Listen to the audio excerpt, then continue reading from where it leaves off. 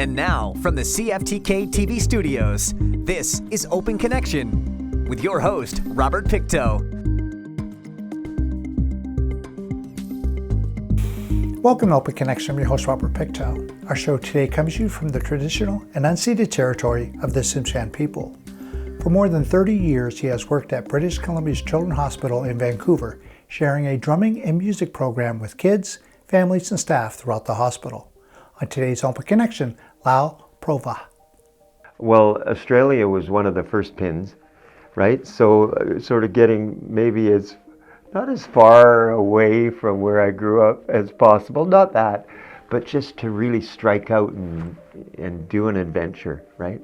So I remember telling my mom that I was probably gone for about 6 months, and it turned into 4 years.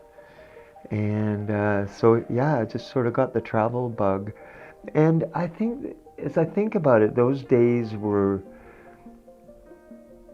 I don't know, as a kid, I think like many of us, I grew up getting the message that there's enemies somewhere, right?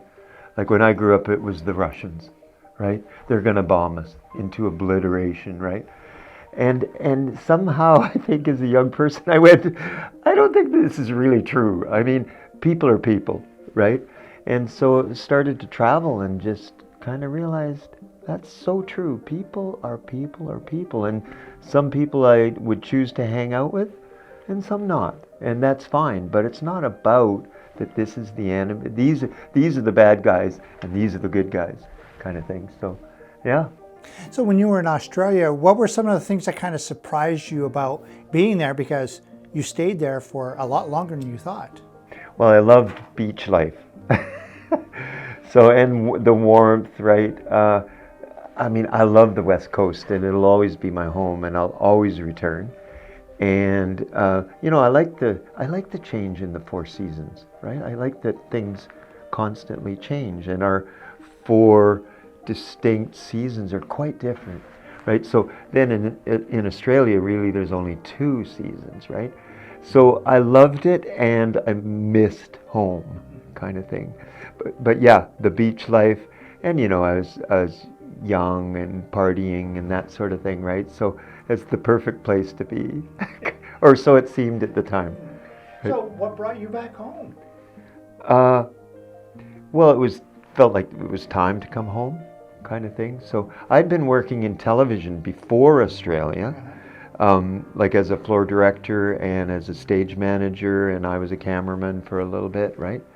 And that was when, I don't know, people will recall that in the 80s, Vancouver started to be known as Hollywood North, because producers were given really hefty incentives to film up in Canada, and some of the U.S. shows started to come up. So I got a job on the Tom Jones show, back then, and then Let's Make a Deal, that show, the game show came, and so I got an opportunity to sort of get some creative skills in the film and television. So then, of course, as we know, when it comes to the industry, you're only as good as your last gig. When did you migrate away from the television part? Right. I think any of us who have been in that industry know there's a real kind of light to it, and there's a real shadow to it as well. So I needed to move away because it was sort of, I was starting to realize that I don't want to party for the rest of my life. I want to do something meaningful. And so that's when I started to kind of transition into, I want to make my life's work doing music. Open Connection will be right back after these messages. And now, from the CFTK-TV studios, this is Open Connection with your host, Robert Pictou. Thank you for staying with us. Music is known as a universal language because it knows no boundaries. It flows freely from barriers of language, religion, country, etc. Anyone can enjoy music irrespective of their age. Let us rejoin the conversation with Lyle Pova. Rhythm was always really big for me, and at the age of 9, I started playing the kit drums.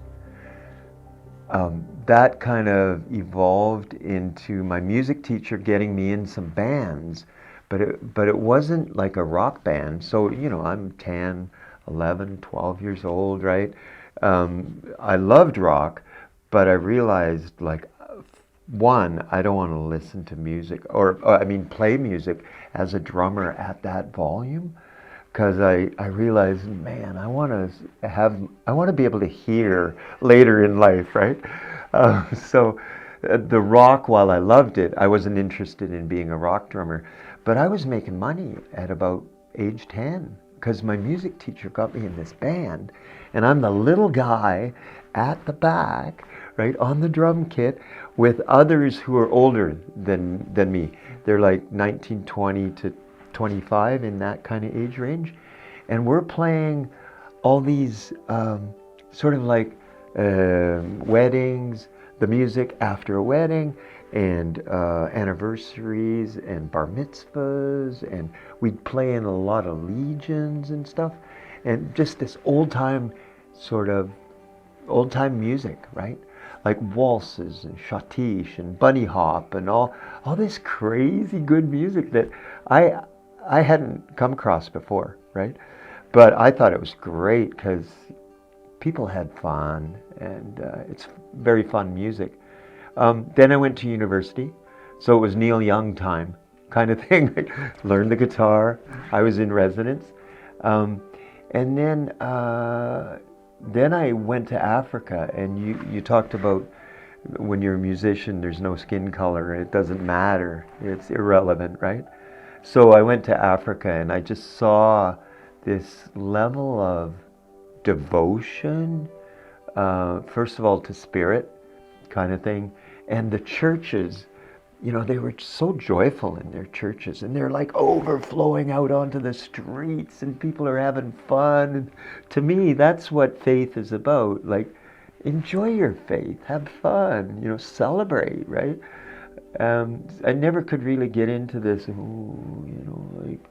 it's kind of serious, and, So, I experienced the first time I ever made direct contact with a skin on skin, like human skin on goat skin kind of thing. And I heard that sound, and I just went, oh my God, I gotta figure this out. I think maybe this is what I can do in life, maybe a contribution I can make. So basically I studied with a lot of teachers there, studied the culture, the people, the traditions, the ceremony, and came home with the sort of blessing from a couple of teachers to come and then share that and share it with people. So then the idea was that everybody plays. So I started collecting drums, and now we're on tour, and we have almost 100 drums, and we just set up and invite people to come. So this, I guess you were saying that, I'm trying to think, therapeutic drummer, I guess, would be one of the titles I saw that was attached to your name. Exactly what is that? Well, I think we can all relate to the power of the drum. And then when we get together and play the drums together, people report, and some of the research I've done around the health benefits of drumming together in community, it all kind of suggests that there really is an improvement in health, in how you feel, in your immune system function, and all of those sorts of things on a therapeutic level. Now, how did you become, I guess, attached to the BC Children's Hospital? Right, yeah. So that's a great story. I mean, in 1991, I didn't have children then myself, but I wanted to work with children, and I'd worked with youth in the past, and I just wanted to contribute in some way, right? And I thought I'd been a musician, like I said, since 10 years old anyway. And so, I don't know, I'm 91, how old am I? I don't know, 40 or something, whatever. And I want to work with kids. So I'm just sort of there as a volunteer, right? And with no intention to play music, right? But then there was a guitar in the playroom in the corner, and I played a few songs, and they went, like, why don't we see if we can find you some money, right? And so, well, sure, why not? And so that just kind of evolved into where I am now, 32 years later. I've done a drumming and music program there for 32 years, right? 1 day a week. So that allows me to go through many of the wards of the hospital. I get recommendations from the Child Life Department, which, by the way, on this tour and this fundraiser for BC Children's Hospital Foundation, they are the recipients of the funds that we will raise, the Child Life Department.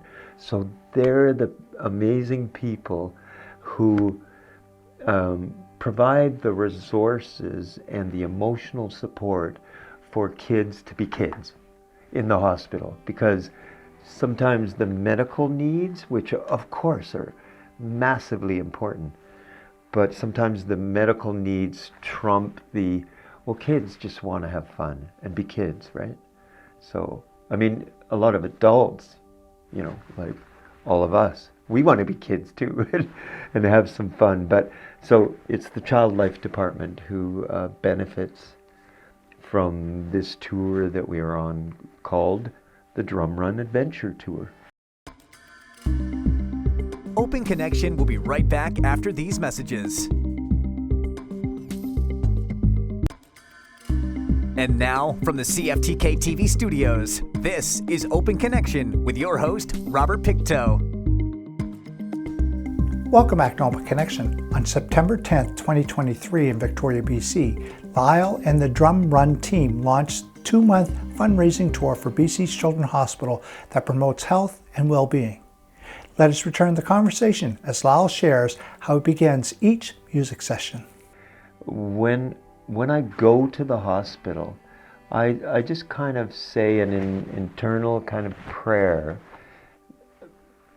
Please allow me to, once I come inside these doors, that I'm in service to kids, right?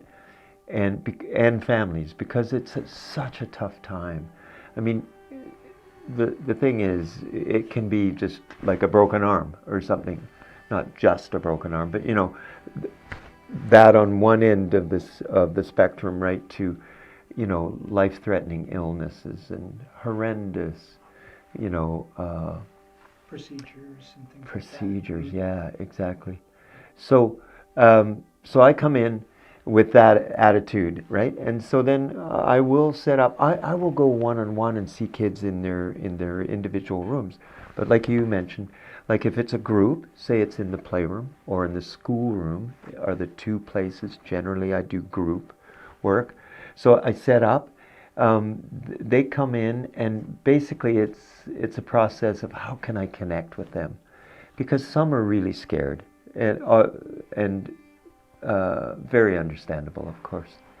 So what are the ways that I can connect?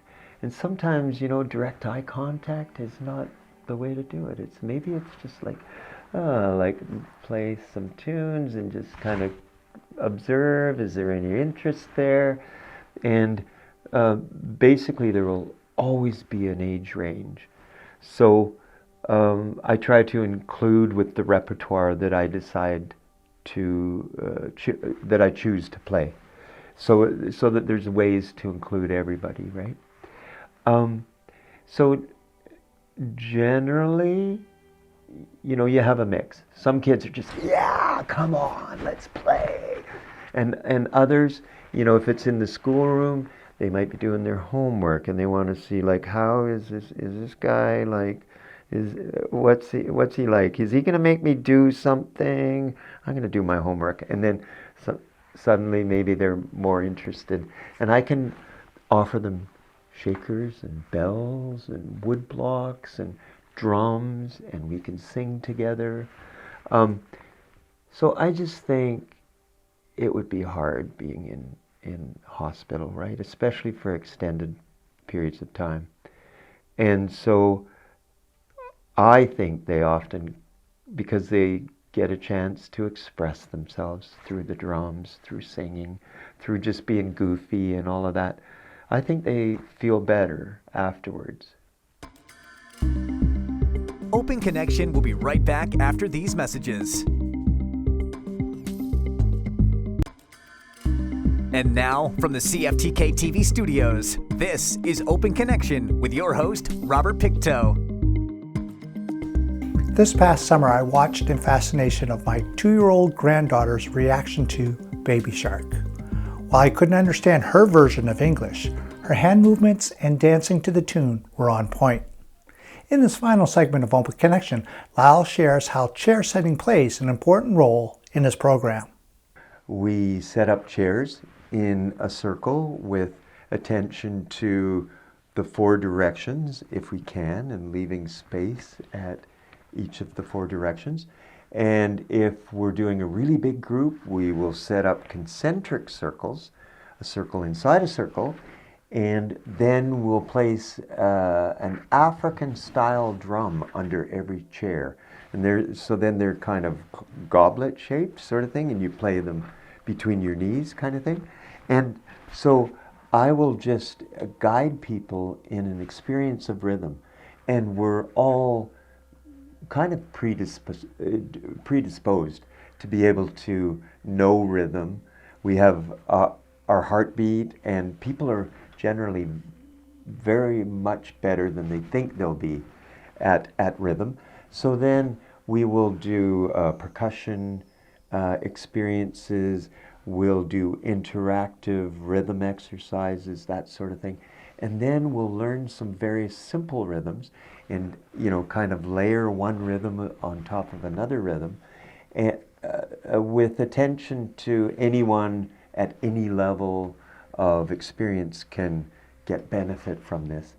And then basically after that, we'll play on the big, large mother drum, which has a deer skin, yellow cedar and deer skin. We'll sing some songs, and generally people, they report that they feel energized and relaxed. Those are the 2 things that people say they're mostly feeling after a drum circle. So we do a beginning, an opening, with a recognition of the 4 directions, and our coordinator for Indigenous relations will often do a land acknowledgement or call on any potential elders that may be in the circle to honor us with a few words and a land acknowledgement. And then we have various types of drums that people can play. Some of them are sort of like hoop drums, and we can give people mallets. And so there's a real, varied experiences that are possible within the circle. And I, as the guide here, just sort of read the crowd and see what they're really enjoying, bring in some of the therapeutic aspect that you mentioned, and then do a closing. So there's kind of a beginning, middle, and closing. Yeah. So the individuals that show up to these drumming circles, do they need experience in music or in drumming? I don't know how to play music, or... Yeah, and that's very common, and such a good question, because usually what we say is first-time beginners welcome, and drums provided, right?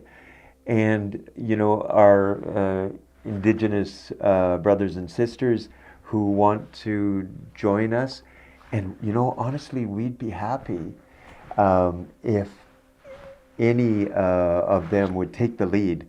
Like, I would love, part of the thing that I love to do is when I hear indigenous drums playing, and then we just listen for a while, and then we bring in another style of drum, which in this case is African drum. So yeah, love the bringing together of lots of different cultures and traditions. Yes. And about how long does these drum sessions last? Well, on this tour, on the Highway of Tears, we're setting up 2-hour drum circles. And when people come, I mean, just because they come, can they, if they go, oh, they don't feel comfortable, are they free to leave? Oh, absolutely. Oh, definitely. I mean, it is a participatory experience. And if somebody just said, you know, I'd just like to listen for a little bit, that's okay too. Sometimes we have people who come to the circle and basically lie on the floor, and especially if it's a wooden floor, wow, you feel the vibration through the floor of all of those drums, and that rich, resonant tone just vibrates right through the floor, and you can really experience some, I think, beneficial effects from that. Now on Highway 16, the Highway of Tears, you're going to be making some stops. Where are those stops of these drum circles that you're going to have? Yes, so so this coming Saturday, October 7th, we're in Hazelton, and we'll be doing a circle from 7 to 9 p.m. So that's this coming Saturday night, and then after that we're in Smithers, then Burns Lake, then Fraser Lake, then Vanderhoof, then Prince George. Okay. Now, if someone saw this and they go, geez, you know, this kind of sounds interesting, do you have like a website that kind of has the calendar of events or anything like that? Absolutely. So people can visit drumrun.org. So that's drumrun.org. Yes. And is there anything I might have missed that you'd like to add? Well, this is a fundraiser for BC Children's Hospital, and we so love what we're doing on this tour, and so people are welcome to do a number of things. They can volunteer, because there's many things that are required in order for a tour to continue like this. They can donate. We have QR codes on any of our promotional material. They can donate directly at drumrun.org.